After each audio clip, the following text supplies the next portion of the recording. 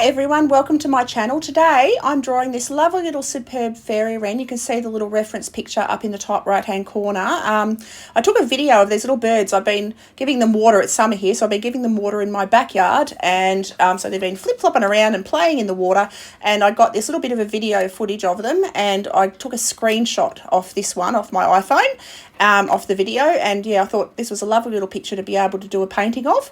So I start by just drawing the outline. It's not exactly the same. I just get it as close as I can see. I sort of work the measurements around the head. So everything, the head and the body, it's one time the head is 1.5 times the body, 1.5 times the head is the tail. So I sort of use that as the measurement, and the head, the length of the head is the length of the back leg that you can see extended onto the branch. And I draw the branch. You can see in the reference the branch is straight, so my drawings varied a little bit. So I've done it a little bit curved so it fits the shape of the legs, where the legs are sitting on the perch.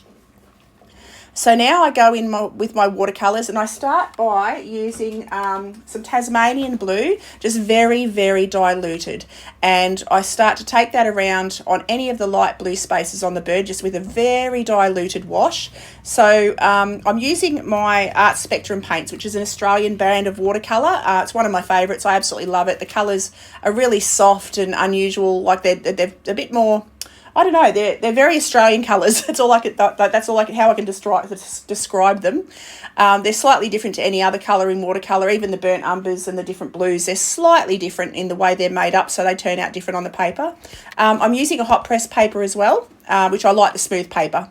So now for the beak, so yeah, hot pressed is smooth, cold pressed is grainy paper. I like smooth. So now I'm using Payne's Grey for the beak and the eye, very, very diluted, and I add less water, more pigment to create the darker tones. And now I'm working onto the darker areas. And if you look closely at these little birds, they look like they've got a black crest around the back of their neck and onto their chest.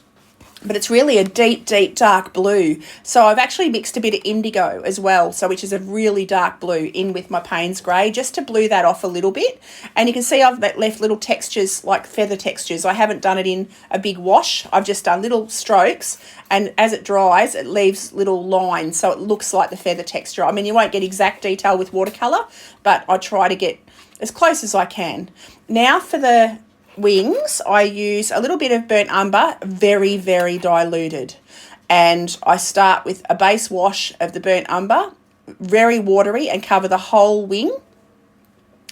And then I go in with less water, more pigment, still the burnt umber, and I start to add the lines of the feathers. And I very carefully use the very tip of the point of my brush to carry those lines down. And the brushes I'm using actually were a gift from my colleagues at work, which I was very lucky. They were very lovely to me. And when I finished up and retired at work, they gave me Winsor & Newton watercolour brushes, a box set. So I was very lucky, and I absolutely love them. So that's what I'm using today. And so I put a wash of, it's just water pretty much. It's a bit dirty water out of my water bucket that I clean my brushes in, and I brush that all around the belly, and then I drop in a little bit of the Tasman blue again, just and let it wash around. And for the tail, little bit less water, a little bit more pigment, and I use the top of the tail, I use Tasmanian blue, and then the bottom I use the Payne's Grey mixed with indigo again, just to create the light and dark, because if you look at the photo reference, the edges of the tail are quite light. Now for the legs, I use yellow ochre, very diluted, and I add a bit of vermilion permanent orange to the pigment, to the yellow ochre, just to create that darker tone on the back of the legs, and a tiny touch of indigo for the darkest darks on the points of the leg, like the toes and the knee at the back. Now I'm going back in with pure indigo, a tiny little bit of water and a lot more indigo to create the darkest darks in the dark areas of the little bird. And I just keep that textured. I don't do it solidly all around. I just add it in little spots where I can see that it's very dark. Now for the branch, I just run the wet brush down the stem, and then I drop in some yellow ochre and let it run down that branch. And the way the water runs down, it creates texture as it flows, which makes it look more like a natural branch. And then I do a wash of water all around the outside, and I drop some sap green in, which helps just to create a softer background. I just wanted a soft background. So yeah, put a wet wash right around, drop in the green pigment, and it flows around just nicely to create that hazy background, just like in the reference. You can see it because I've taken it from a video, it's blurred, the background's blurred.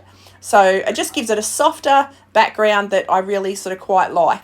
So I continue on around there, and then I'll run around the edges with a damp brush just to soften so I don't get any hard lines. Keeps it all nice and soft. And I just add some teeny tiny little final touches, and we're just about done. So I hope you enjoyed this little wren. I had a great time painting it and drawing it. Thank you for watching my first video for 2025. Have a great day.